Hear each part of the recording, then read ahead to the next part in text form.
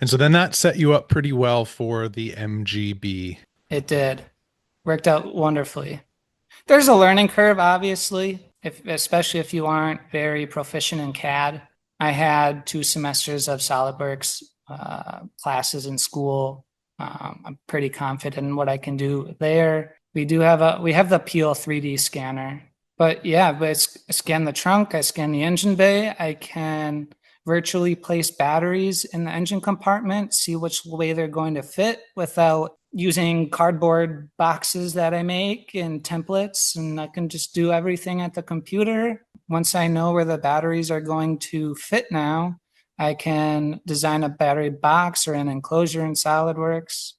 Then I send those DXF files out to our metal fab department at the sister company of ours, and they'll water jet the panels out for me. I get them back, and I just basically have to drill and tap holes and angle to attach all of the sides together, and I have a battery box. And we You can made it throw sound so simple.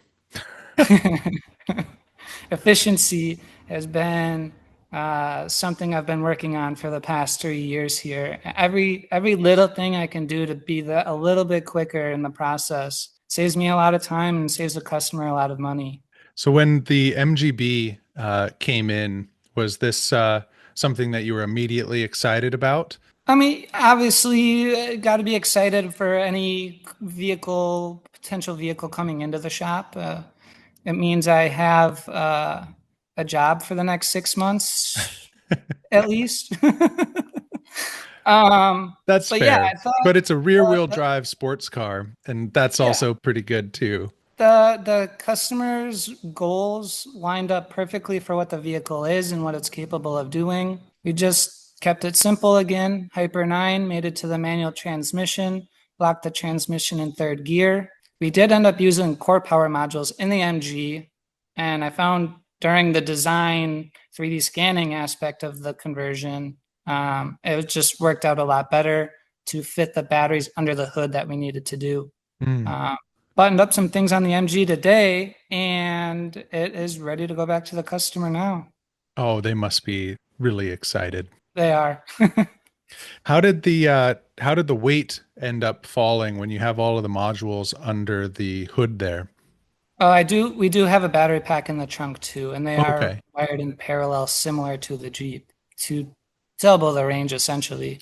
Yeah. So I mean, weight balance, it's with the batteries in the front and the rears, it settled the car down perfectly. What size is the overall pack for it? 47 kilowatt hours, I Okay. believe. Yeah, that's And probably good for what, 100 miles of range or so in the car. you'd be surprised. Actually, I was surprised. I was hoping for 150, 155 mile range. I just finished the range test last week and got 201 miles.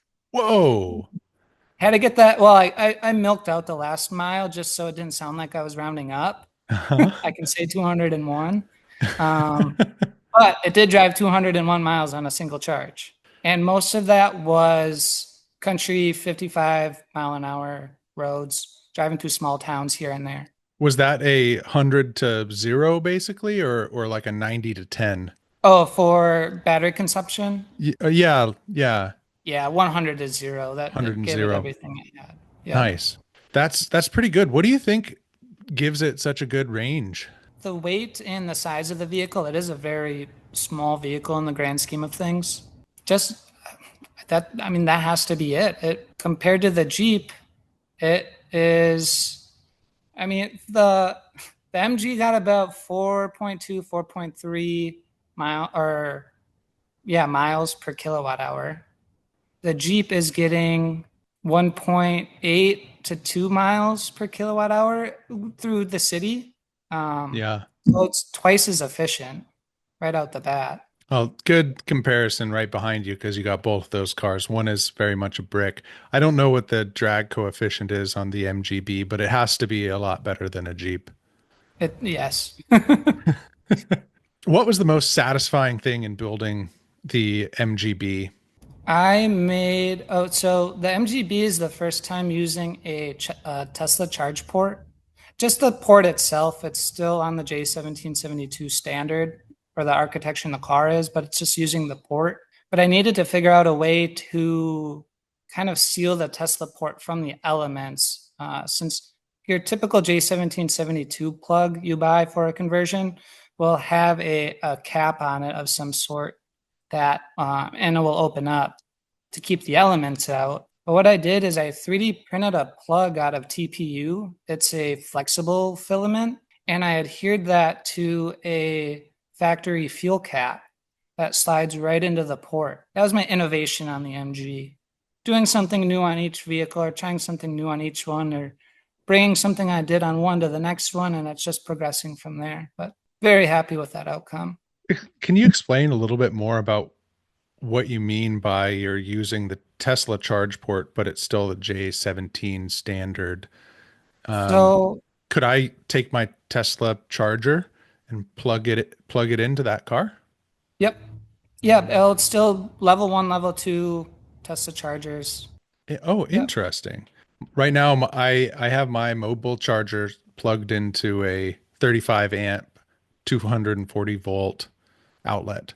Okay. And so it's probably, I guess it's smart enough between the charger and the onboard charger on the car Yep. to be able to like figure it out.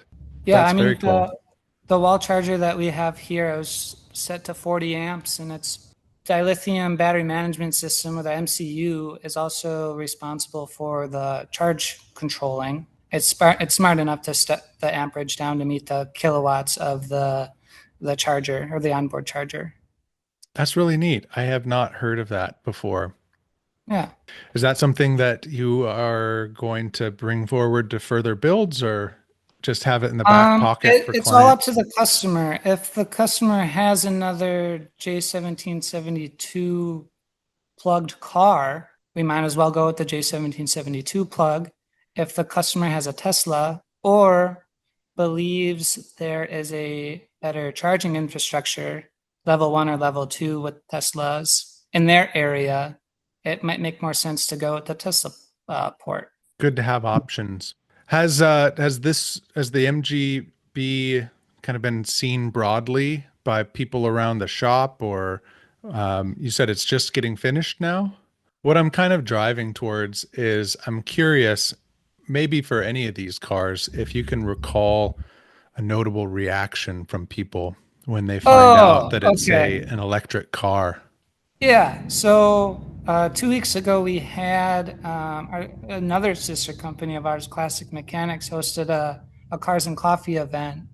And we Fun. had the Jeep, the green 356 behind me, the MG, and the gray 356 at the event. And every single vehicle there got a lot of attention. And I didn't hear any negative feedback this time, which has happened in the past. I wonder if they've had a chance to drive an EV. I I tend to think that's find the that. biggest thing. We don't, here in Wisconsin, we don't have the charging infrastructure as other parts of the United States do, especially out west or out east. I might drive home from work tonight and I won't even see an electric vehicle. That's pretty hard to not do in some parts of this country. I think people are becoming more open to it, but then, I mean, the politics get involved and it just gets messy. Oh yeah. I feel like I've talked to many people who were maybe they had things like range anxiety or Yep, they were not that is a real convinced thing. that sure. But I think it's a little different than how it's maybe portrayed sometimes. Yep.